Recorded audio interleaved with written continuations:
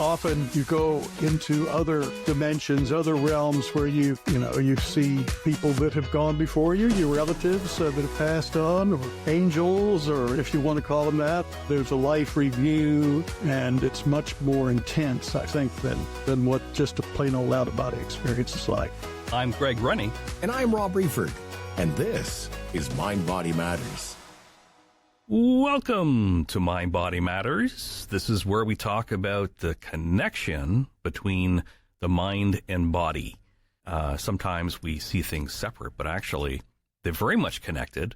And a lot of our guests are helping us find that connection and know more about it.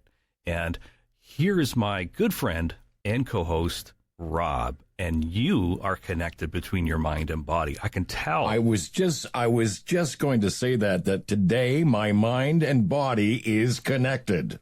How is it connected? By a cable, or are you using what do they call that?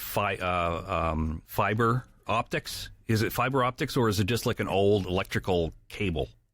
It's an old electrical cable that's holding me together today.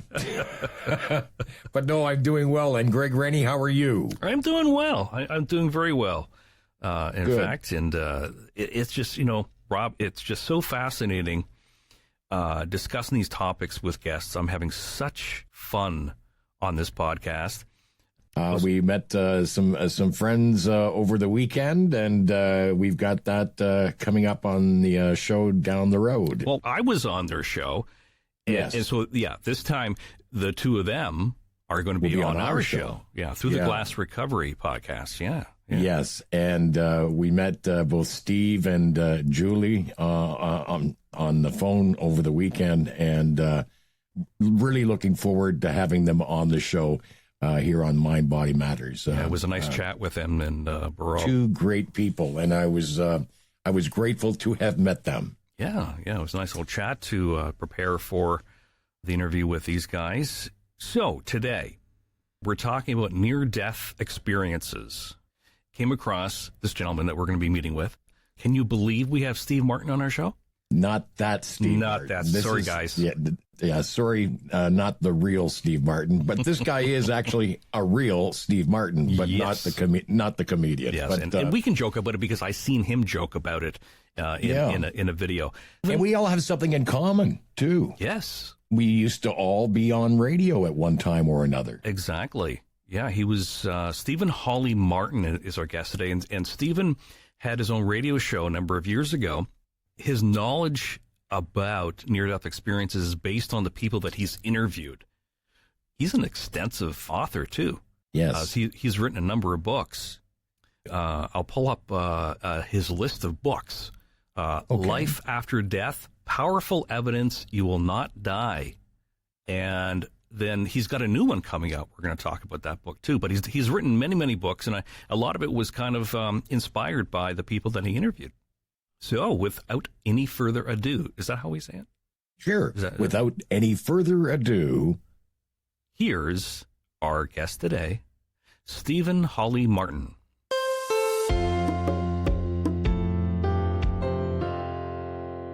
So you have some water, and got some water. You're ready to go here? I'm ready. You're ready for all the tough questions? I try. I do my best. Well, I really appreciate you being on the show, Stephen. You are in Virginia. I am, Richmond, Virginia, capital of the Confederacy, which is nowadays kind of a unwoke place to be. Yeah, unfortunately it is kind of unwoke, but I mean, that's the history of Virginia, I guess, Yeah, it's a beautiful state, and we've got beautiful weather today. Blue sky, sunny, little white puffy clouds. Much nicer Perfect. Than what we have here in Toronto. It's a little bit cold. Well, as you might know, in our podcast, we talk a lot about the mind-body connection, and you're an excellent guest to have to understand a little bit more about how our mind and body works, but also how other parts of our lives work, and understanding what happens when we die, understanding when we have near-death experiences. I believe they're called NDEs. Yes, correct. Yes. So when we From like your perspective and your experience, and you had a radio show and you did a lot of, research into all these mysteries of the mind. How would you define the mind-body connection? What does that mean? Well, from my point of view and the research I've done, the people I've talked to actually know a whole lot more about it than I do. I believe that the mind and the body are two different things. The mind is something that is non-physical, that is not really in your body. Your body, I believe, is a receiver. Your brain certainly is a receiver of your consciousness. Of it, it certainly affects your mind, or the mind body is a receiver. The brain being what integrates your mind with your body, so that you can, use your hands and your feet and walk and talk and so forth, and certainly affects how you think because of how your brain, whether you've got damage done to your brain but that really they're two separate things, and that the mind is part of your, in religious circles is called your soul, that you come into this reality through your mother's womb, and you feel like your body, at least most people do, but in effect, your body is like a diver's suit that allows a diver to go under the water and work and move around there. Same way, and it's similar to that your physical body is your mechanism for being in and being able to work and play and do everything you do here in this reality. But they're two different things, really. Tell me more about what you said. Mind could be considered the soul. Very often, people would kind of point towards their heart and their body as where their soul is. But you're saying that you feel it's more of the mind. I think you're what, again, religious people would call the soul. I usually refer to it in my books as your higher self, is a part of you that really stays in the non-physical dimensions and sends probes of itself, pieces of itself out to incarnate. And that many people who really study these issues think that from the soul or mind or higher self's point of view, all of its incarnations are happening at the same time. So really only a small part of your soul has incarnated in this particular life that you're experiencing. Some people estimate around 20 to 30%. And I had one gentleman who is head of the Association for Research and Enlightenment in Virginia Beach. That's the society that Edgar Cayce founded back in the 1930s. He said, for the way he looks at it, the soul or the higher self is more like the palm of a hand, and each incarnation is like your fingers, although you have lots of fingers because you incarnate lots of times. And what's happening is the soul is evolving. We're here to learn, to experience, to overcome difficulties, to learn, and that's how we do, and what it does when you go back to your home, to your soul, all of that you experienced and learned is integrated into your higher self. And that's you as well. So your consciousness continues. What happens when somebody has an out-of-body experience? Is that different from NDE, like near-death experiences? Yes, and there's some people who are adept at that. One gentleman that I know of is Tom Campbell. You may have heard of him. He worked for many years at the Monroe Institute that's here in Virginia, which was founded by an executive from, I think, ABC or NBC, one of the big networks. Founded this institute when he had an out-of-body experience and spontaneous out-of-body experience, and decided to try to investigate that. And he developed sound called hemisync sort of sounds that facilitate having an out-of-body experience. And you can go to the Moreau Institute for a couple of $1,000, spend a weekend, and they'll put you in a chamber and turn on their hemisync stuff. And a lot of people, and I know some who tell me they have had that out-of-body experience from doing that. So it can be induced. Yeah, induced. Tom Campbell worked there for years, and he's had many out-of-body experiences and has a whole philosophy that he's developed about what reality really is. So anyway, the out-of-body experience is not the same as a near-death experience. Well, the United States government had I guess you would call it a unit of the Army that employed psychics to spy on the East Bloc countries during the Cold War. Fascinating. And they went out of body to do that. It's apparently very tricky, though, because when you're not in this realm, when you're not in the physical realm, when you leave your body, time isn't the same. Mm-hmm. Time is a dimension of this reality. And when you go out of body, you could be observing things that were in the past or things that are probably going to happen in the future. Oh, I see. Okay. So that when the unit of the Army that had that responsibility, they had to figure out ways to determine when they were seeing what they were seeing. Right. But anyway, I interviewed on my radio show, I interviewed the guy who was the head of that unit called Stargate for the Army for about 12 or 15 years, and he explained all that. Interesting. His name is Skip Atwood. So the near-death experience is more going not just out of your body into this realm of that's right here close to where we are in this three-dimensional, four-dimensional physical reality.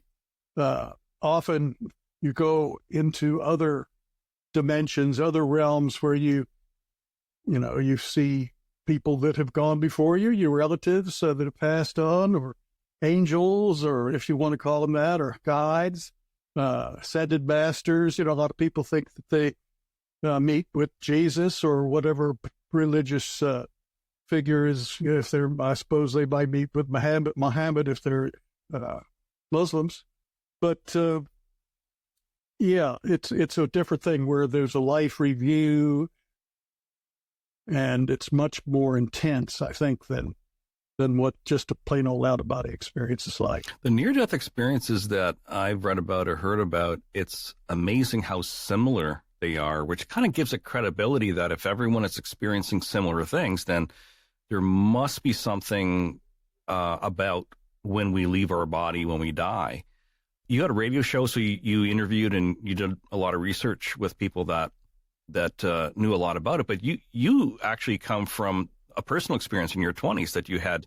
I did. That's really what started me on this quest to figure it out, about what was going on.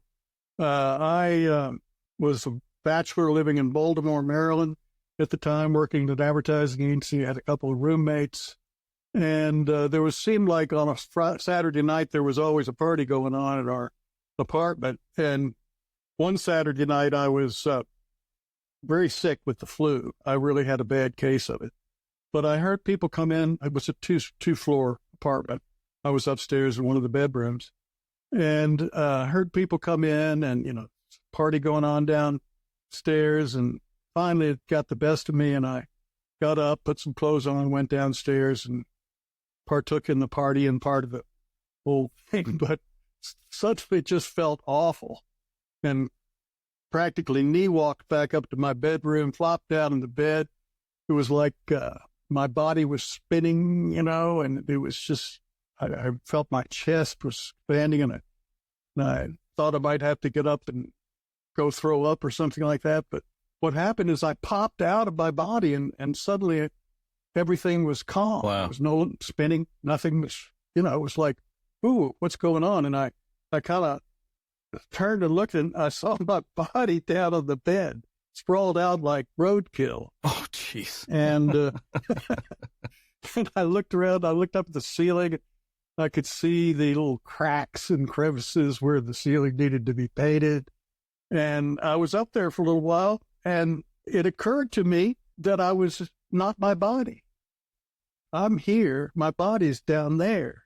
And I don't know how long it lasted. Not that long. I didn't go through a tunnel. I didn't have a life review. I didn't do any of those, didn't see the light or any of those things that are typical of an NDE.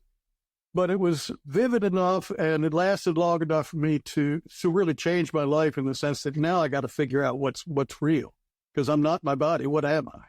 And that's when I started on this quest. If you want me to keep going, I'll tell you, I joined the Rosicrucian Society, which is a society of mystics that study metaphysics and metaphysical laws. I went through their courses. I went from being a novice to an adept. And I could tell you that the Rosicrucians do know what they're talking about. They know, they realize that there's no such thing as matter in the sense that we think of matter, that everything is energy, everything is vibrations, and that we're not separate beings. We're all part of that energy and that one awareness that exists. And we think we're different. We think we're separate, but that's really something that's created by our egos, which are developed from the time we're born until now. We're really part of all that one reality that encompasses everything. In other interviews, the guest talks about universal consciousness. Do you agree with that phrase? Yeah, I think that there is one consciousness of which we come from and are part of. That in effect, I'm conscious, you're conscious, but we share that consciousness, and that we think you're at Toronto and I'm in Richmond, and we're separate, but in effect, there's one mind that we're both part of, that we came from, that we will return to. And that one mind and that one consciousness is what each one of us is experiencing. It just is an illusion created by our egos and our bodies because feel like we're in them. Because of our senses, we get all our information through our eyes, ears, nose, touch, and so forth, smell. It makes us think we're separate. And there's a purpose for all that, because we can have experiences in this dimension, in this realm, that you can't have when you're in that other non-physical dimension. Things take much longer to happen. One of the things that Edgar Cayce said, one of the reasons we're here in this reality is to learn patience, because on the other side, whatever we think of happens instantly. Whatever we want or whatever we fear happens instantly. We're here. It takes a little time. So you got to be patient. Edgar Cayce was talking about all the stuff that we're talking about nowadays way back. Am I right? I'm trying to remember the book that I read, but I read it in the 90s. So my memory isn't all the greatest. But what I remember is that he had the ability to pass on into the realm that supposedly we do when we die. So he was able to somehow, in a spiritual way, die, come back and talk about that. That was my understanding. Is that? Yeah, is that right? From my understanding, and again, I've interviewed a number of people who are experts on Edgar Cayce and his readings, and I'll tell you a little bit about him.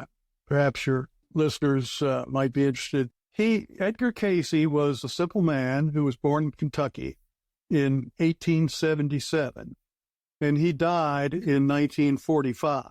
Mm-hmm. And he was known during his lifetime as the sleeping prophet, because he would put himself into a trance every day, every morning, and every afternoon, and he would answer people's questions. And what he did, and I actually interviewed his son, Edgar Evans Cayce, who at the time I interviewed him was 95 years old, and I think it was back in 2007. I interviewed him, who sat in on many of these sessions, And he said that he felt there were a couple of different places that his father got the information.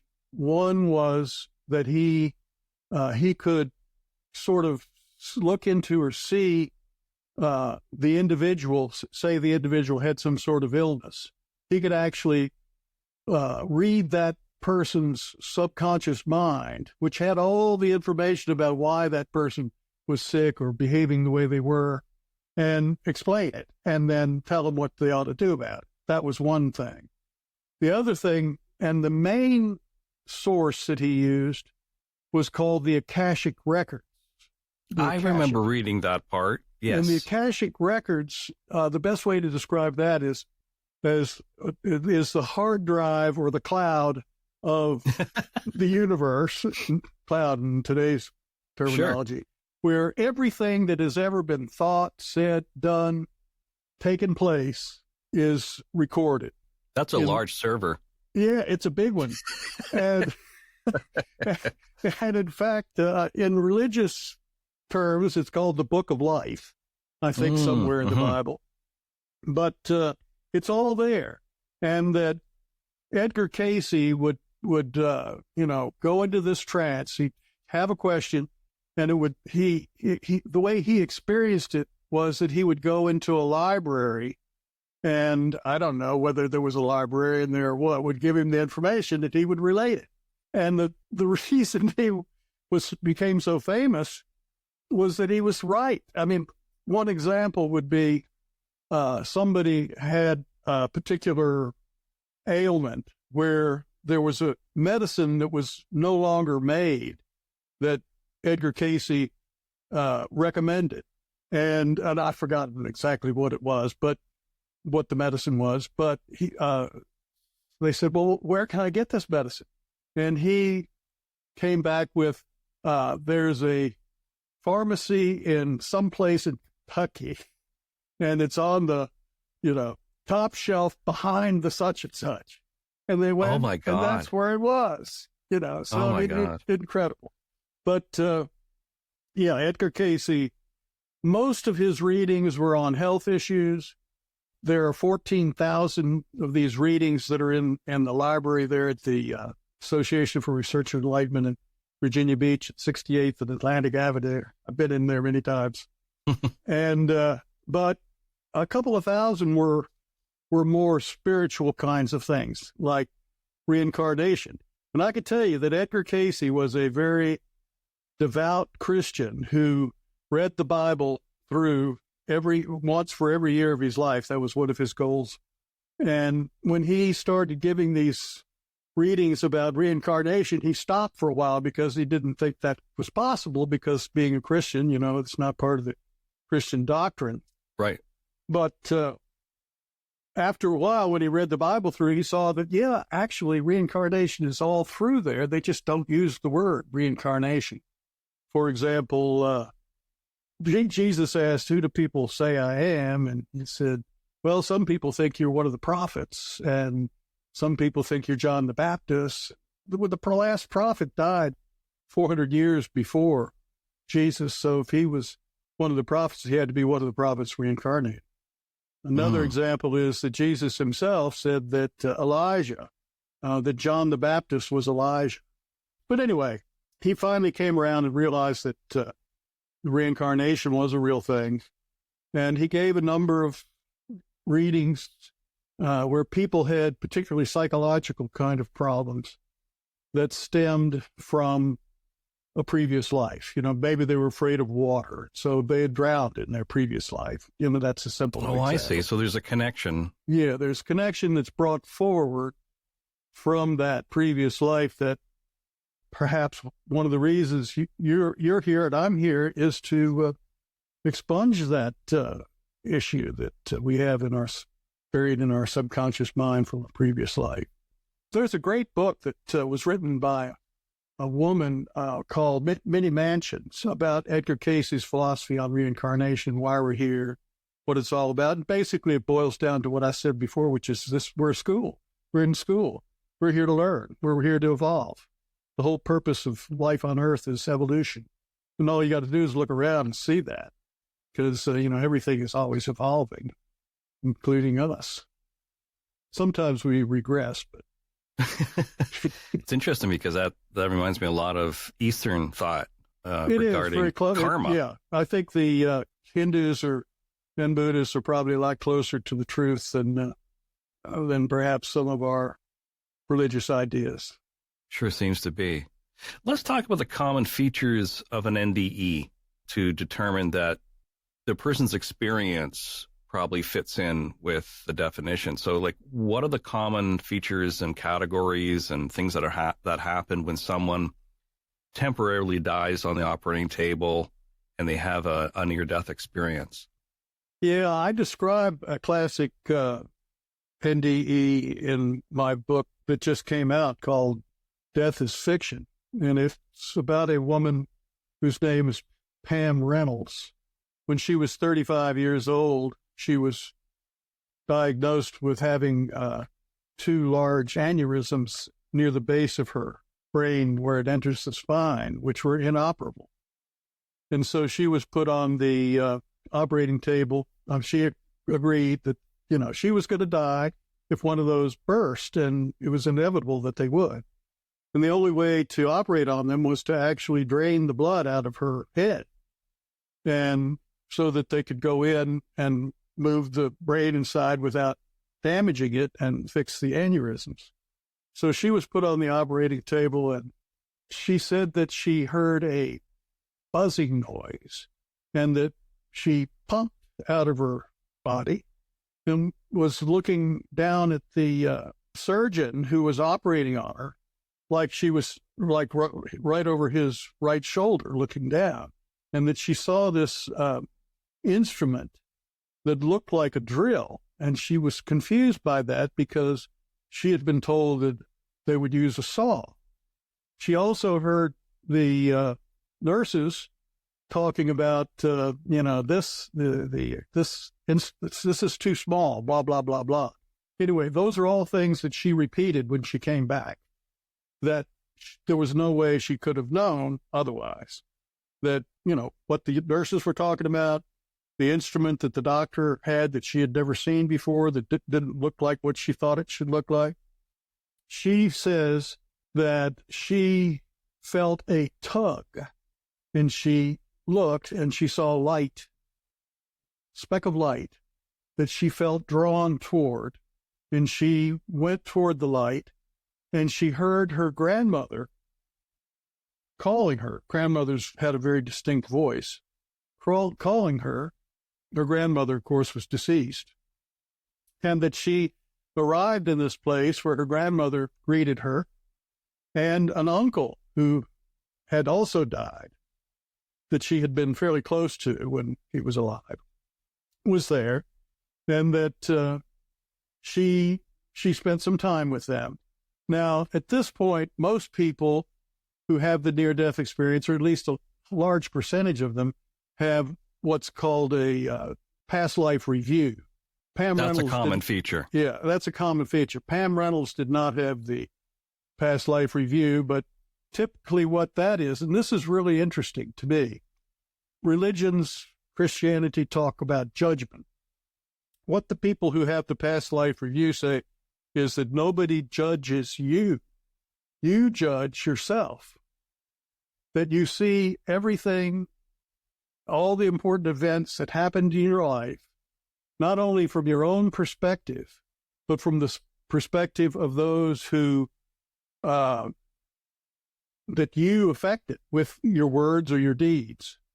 And I see. Okay. Yeah. So that you feel what they felt, and you, which is going to, if you buy this, it's going to make you want to treat people nice, I bet. Because I could tell you one example of somebody who came up to me after a talk I gave at a Unity Church down in Newport News. I talked about the past life review, and a man came up to me afterwards and said, I had a good friend of mine had a past life review, and this guy had been in an automobile accident where someone had gone through a stop sign and T-boned him, and he got so mad he got out of the car went over to the guy who ran into him and beat the crap out of him, to the point that the guy was permanently disabled from this beating that he got. From the guy who later had a life review and a near-death I bet it showed up. And it showed up in spades. He said not only did he feel and experience what that guy felt and experienced and went through afterwards, but also all the people who were affected by that. His wife, his children, children who couldn't go to college because they didn't have the money, the wife who had to go to work to earn money because the husband was now disabled, all of that. So anyway, that's the life review. And usually because, obviously if it's a near-death experience, they don't stay there. So they usually get to a point where they are told, or sometimes they're given a choice. You can go back or you can stay here. But most of them are told, you got to go back. It's not your time. That was the case with Pam Reynolds, whom we were talking about.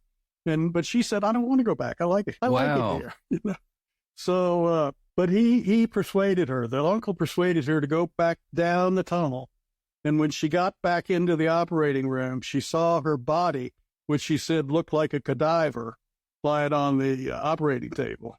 And she saw them get out they're pumping the blood. What they did was they drained the blood from her body, but they kept it warm somehow in some kind of machine. And then they're going to pump it back in. And once another one gets back in, they put those electric things, shock things on to restart her heart. And she said she felt a jump and she was back. And it was not a pleasant experience to be back.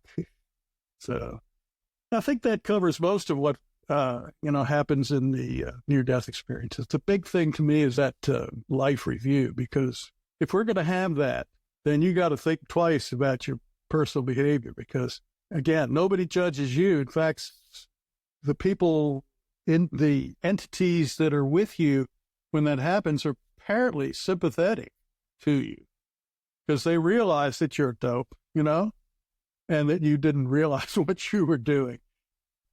I guess it's one of the ways we learn is to go through that each time. And eventually it gets, becomes part of us. A lot of religions talk about being cognizant of your impact on your neighbor or, other neighbor. People. Yeah. Well, that's Christianity. Obviously, Jesus, I think he knew what he was talking about, Love sure your seems neighbor. that way. I mean, if everybody did that, wouldn't the world be great? Yeah. And our life review when we die would be a little bit smoother. Yeah, for sure. Let's talk about the light. That's a common feature that you mentioned. I hear that a lot. I did see a documentary once where skeptics, which, a lot of the scientific communities are skeptical of near-death experiences. So in the documentary, they said what the person's experiencing with this light is actually the brain functioning at that time, lack of oxygen or whatever they said, but it's not something that is spiritual. It's something that is actually organic, biological in the brain. Have you ever heard of that before? I've heard that argument, but there's, it's true. What you just said is true. There are skeptics who, I guess they want to, hold on to their religion, which is scientific materialism. Nothing exists that except material substance. And so therefore the brain must create consciousness and, there's no such thing as mind. For them, consciousness is some kind of accident that happens when electrons jump across synapses or something. I mean, I don't know. Scientists cannot and never have and never will explain how the brain creates consciousness because the brain does not create consciousness. The brain is a receiver. So, they even call it the hard problem. It's the hard problem because they can't solve it, and they never will as long as they stay in the box they're in. Yeah. But that idea of the brain creating the light and all this hallucination as it dies, they haven't figured out how that would happen either. In fact, just the opposite. When the brain, if indeed the brain creates consciousness, when it dies, there ain't going to be any consciousness. You see what I mean? Yeah. So how in the world did that person like Pam Reynolds look down at the doctor and what he was doing and remember it and tell all about it? And what the nurses were saying and what the instrument he was using looked like and so on and so forth. I mean, so they're just grasping at straws when they come up with that kind of stuff. And that's the way I see it anyway. That's a common feature. A lot of people come back and they say, okay, I can tell you what that doctor was saying at the time, what he was doing. They would go into other rooms. They would see family in the waiting room and all these things. That seems to be a common experience. Yeah, I'll tell you another story about that. There's a guy named Bruce Grayson who was head of the Division of Perceptual Studies at the University of Virginia for a number of years, a psychiatrist, and he was a materialist guy when he started out as being a doctor at the University of Virginia Hospital. And he had a woman who had died and was revived. And he left her, I guess she left her in her room where they had put her, went out to talk to her colleagues that were out there. I think it was a friend who was waiting to see what happened. You know, it brought her to the emergency room or whatever. And then he goes back to the woman who has since been revived. And she tells him about the conversation that he just had with the friend out in the lobby. And that's what started him on investigating this. And he studied near-death experiences for 20, 30 years. In fact, I think he has a book out now, fairly recently put a book out. He's retired. His name is Bruce Grayson. Grayson spelled Greyson. So, you know, if you're interested in near-death experiences, you might check his book out. You know, these books that you're mentioning, and we're going to very soon talk about your own books. I'll put links in the episode description. It sure seems, I'm not sure what your experience is with quantum mechanics and quantum physics. I know that's not what your forte is, but I'm sure you, in your interviews and your research, see that what you're talking about and what people's experiences, especially about reality and consciousness, brushes up against the science of quantum mechanics. Yeah. Where do you see the similarity? Well, I think it's absolutely not only similar, but it's, you know, what's the guy's name? Planck, yeah. Many years ago, his first name. But he described, he was one of the founders of quantum That's right. mechanics, quantum physics. And he said that the reality looks more like a giant dream than anything else. And that, to me, is what it is. It's the dream of the infinite mind, of the source. We're part of that dream. We're characters of the dream that the source is having. One of the things that I've interviewed a couple of quantum physicists. Oh, you have? Okay. Oh, yeah. Basically, what they say is what I said earlier, that there is no such thing as matter as we conceive of it.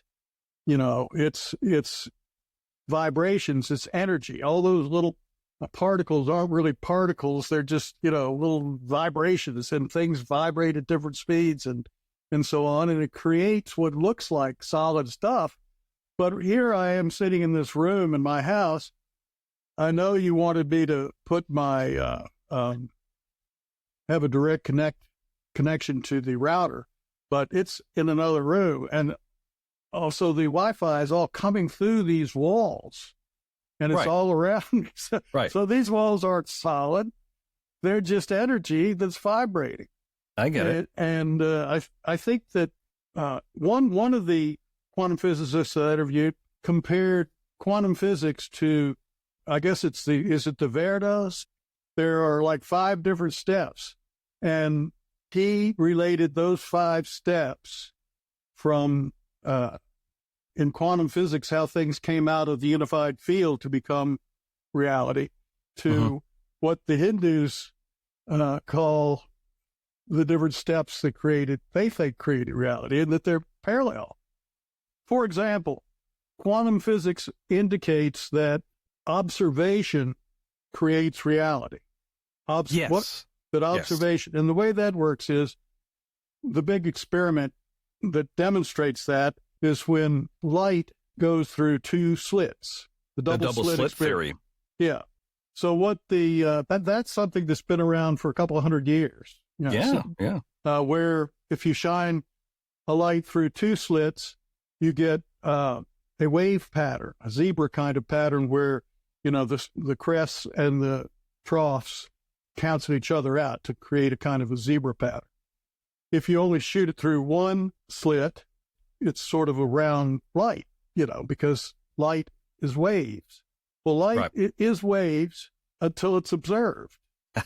And then it becomes particles. And the way we know this is that in modern physics, they're able to shoot one proton, which is a unit of light, through the slits, one at a time. And if you don't measure which slit the proton went through, what you're going to get is a pattern on the screen that is the zebra pattern, like they got 200 years ago when they first did this experience.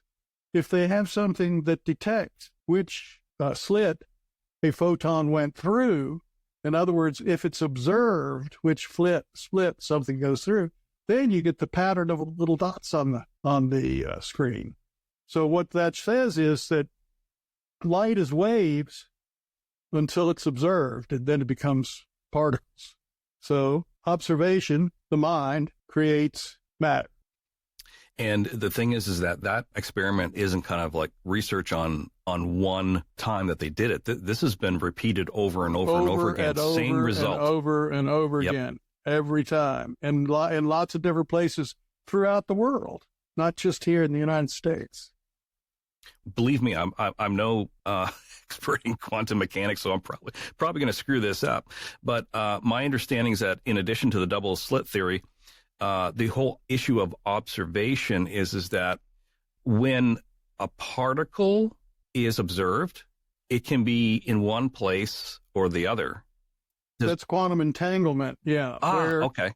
They could be as far apart as opposite ends of the universe, but they work together. And the reason is there really isn't any distance in the non-physical reality. That's a phenomenon.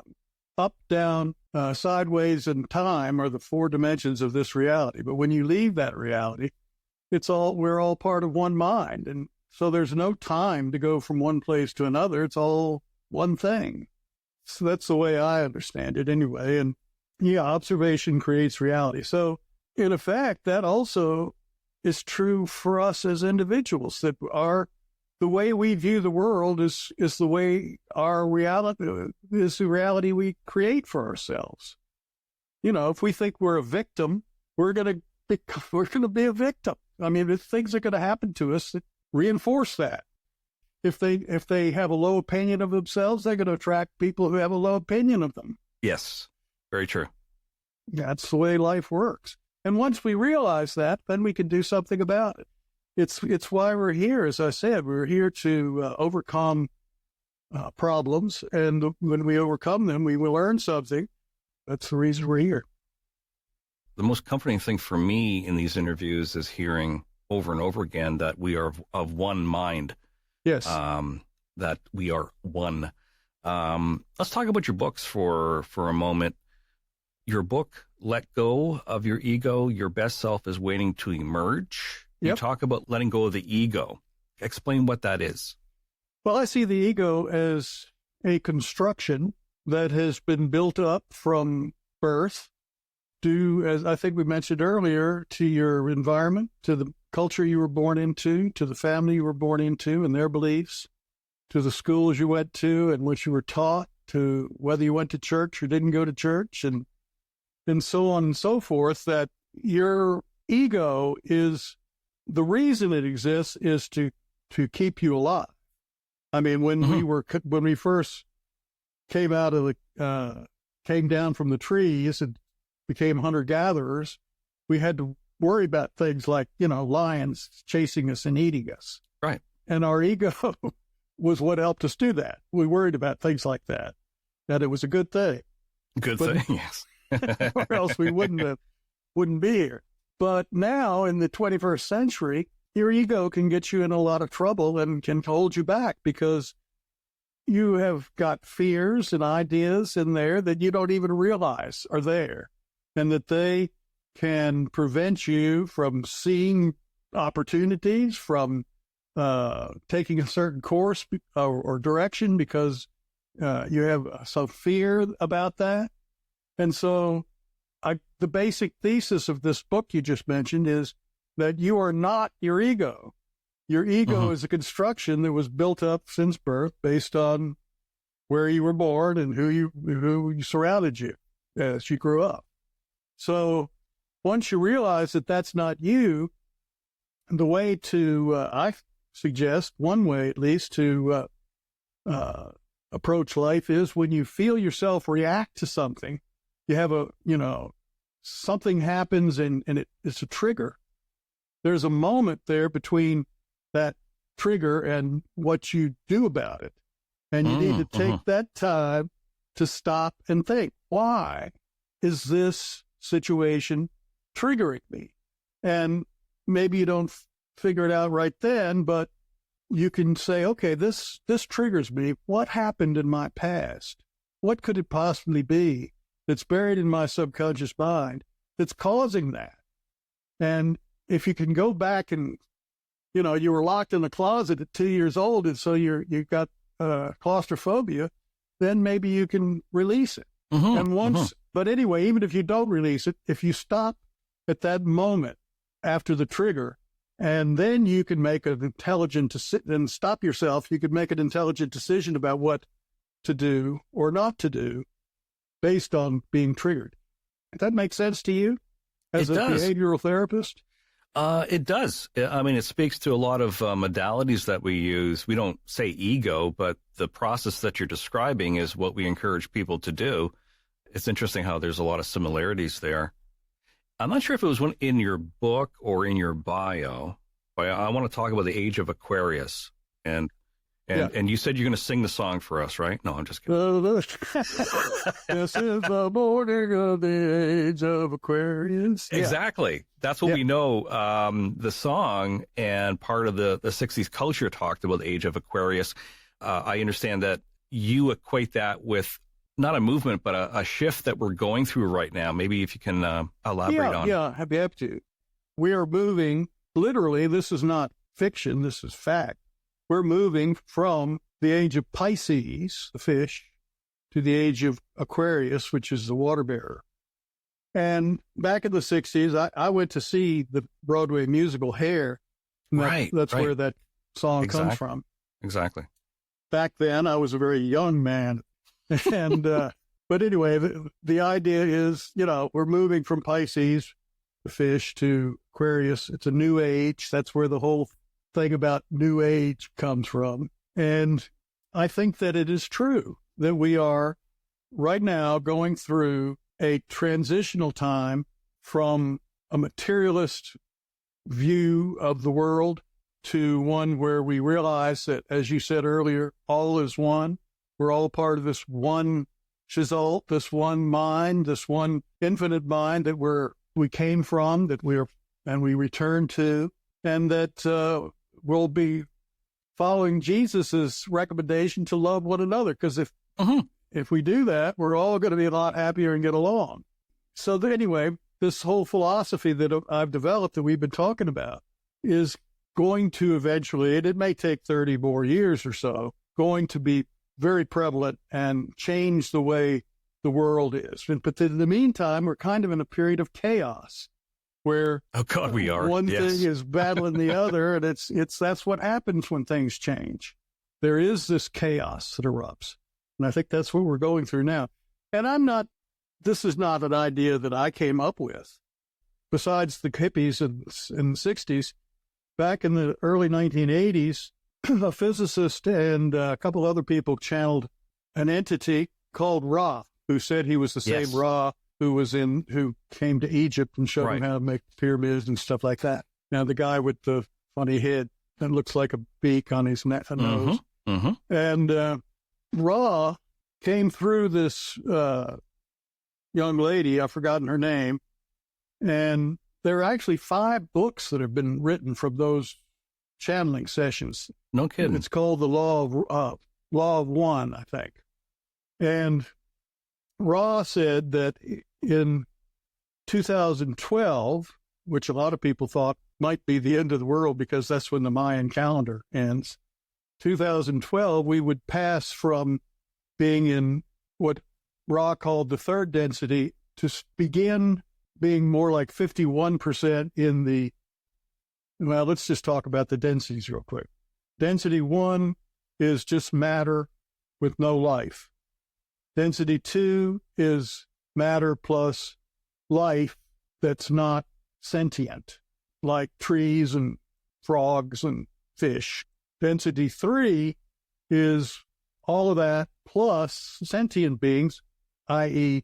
human beings who have the ability to step outside ourselves figuratively and talk about things like, what's it all about, Alfie? And I got that. That reference. I got that reference. Yeah. Well, probably a lot of your listeners did. So third density is that. Fourth density is when we realize that we're all one, that we're one mind that is divided up into different characters that are all going to return to the same place eventually. And then 5, it goes on up to 7 densities, and I've forgotten what all the details of each one are, but I think 4 is more all one, 5 is working on one plus more knowledge, and 6 is something else, and 7 is when we return to the source. But through all of that, we keep our individual consciousness. So we just evolve. We're on a scale or a ladder of evolution. And once we get back, we probably do it all over again. I don't know. It just goes on. There's no end. It's a naive question, but do we have any idea if we're going into this phase, how long it'll be before we get to that level? Yeah.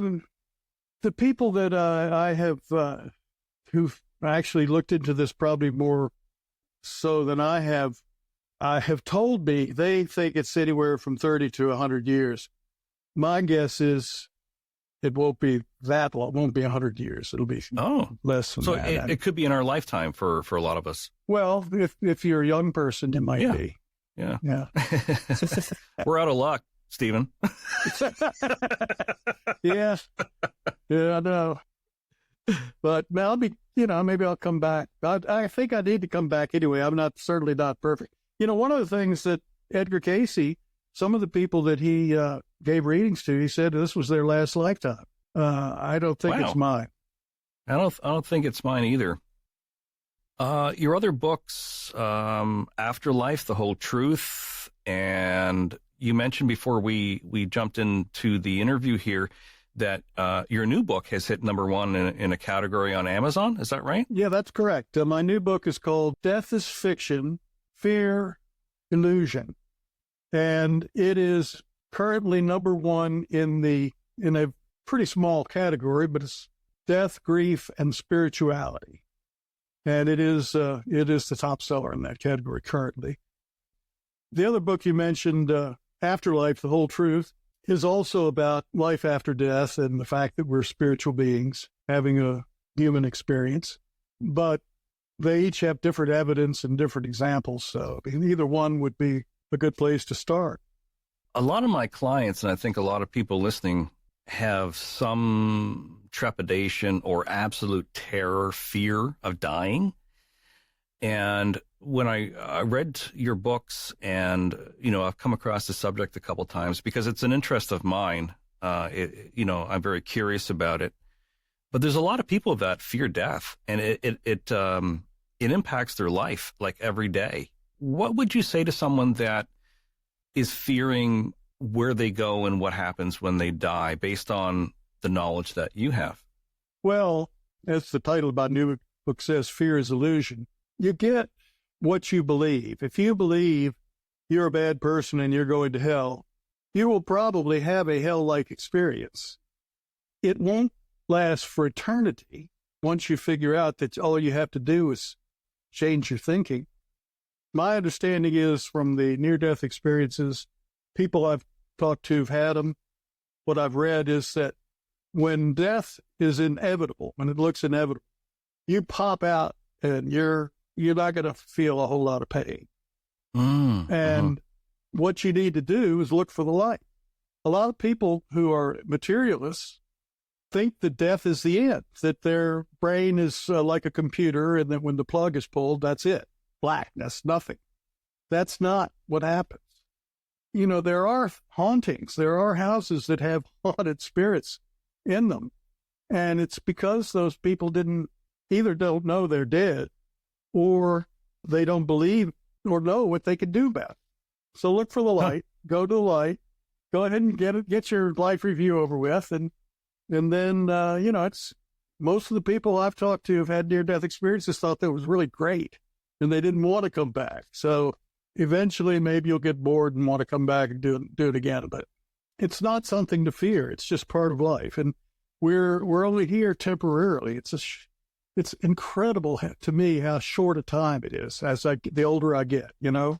But it's all part of life, you know, life, the circle of life. What is that one thing with the Lion King? Lion King, yeah, the circle of life. Let me say one more thing. I have in that book, Let Go Your Ego, there's a link to a page on my website that you can't get to except with the link. In other words, it's not in the menu. That has 2 hypnotic kind of meditations on it that are both there to help you get rid of fear. There are 6 basic fears that at least the first one addresses, which is fear of failure, fear of old age, fear of death, fear of illness. Those kind of fears, the problem, if you have them, is that you attract to yourself what you fear and what you think about. Those tapes are meant to help you do that, those recordings. I appreciate that you shared your experience, because you did radio for a while. You did a radio show, and you have years and years of experience interviewing people and, you know, getting, you know, their take on things and their research. So yep. It's so nice to spend some time with you and explore these things that I have to admit that there is something to this whole age of Aquarius. It sure seems, talking with people about subjects like this, that we're evolving into something. But I got to agree that right now we're in that state of chaos for sure. Yeah, absolutely. I think so too. I feel it happening. And I see it happening over the last, 20 years I've been doing this, more than 20 years really. Big changes. 25 years ago, if I published a book like the one that we were talking about, Death is Fiction, I'd have had all these 1-star reviews from all these materialists who their minds are closed. But now it's not the case. I think the listeners would be very interested in checking out your book and that link that you talked about. So in the episode description, I'll have links to your website as well as how to find the books on Amazon. Stephen, thank you so much for spending this time with us today. I know you do a lot of interviews and a lot of podcasts, so I appreciate the time that you spent with us. All right. Thanks for having me, Greg. I enjoyed it.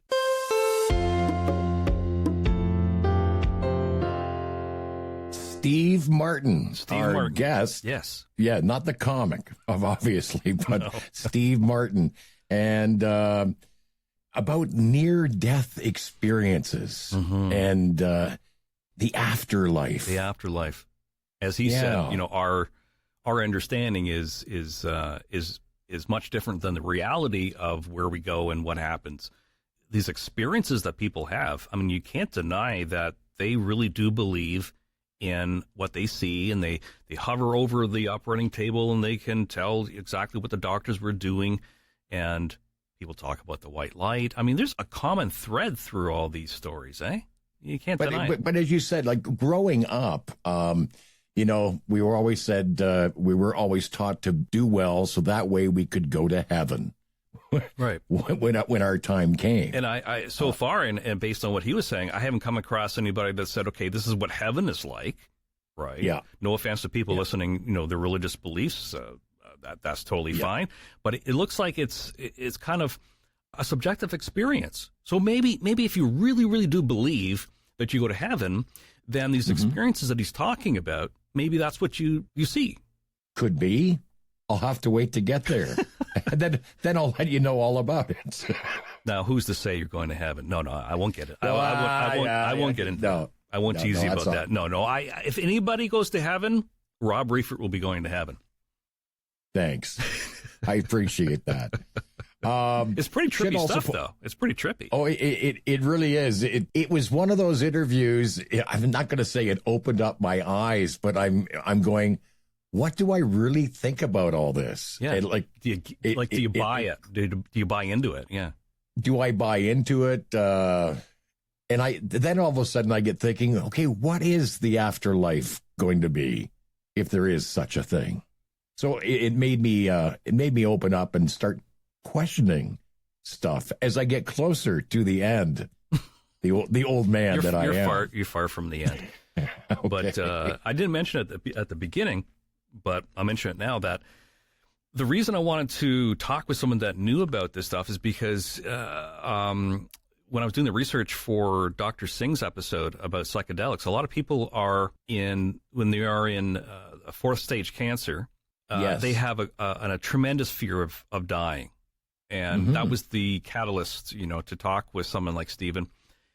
I found that in my research, there's quite a few people that had intense fear of dying. They used psychedelics like psilocybin, and through their psychedelic experience, they had a positive result, much like these people, and they no longer have the fear of dying. So I saw this interesting connection between these stories that we're hearing about people using psychedelics and coming back and saying we're all connected and there's this universal consciousness. And I'm thinking, wow, this kind of sounds like near-death experiences. So that's the reason I brought Stephen in. There's something going on, Rob. There is an age of Aquarius, like Steve was talking about.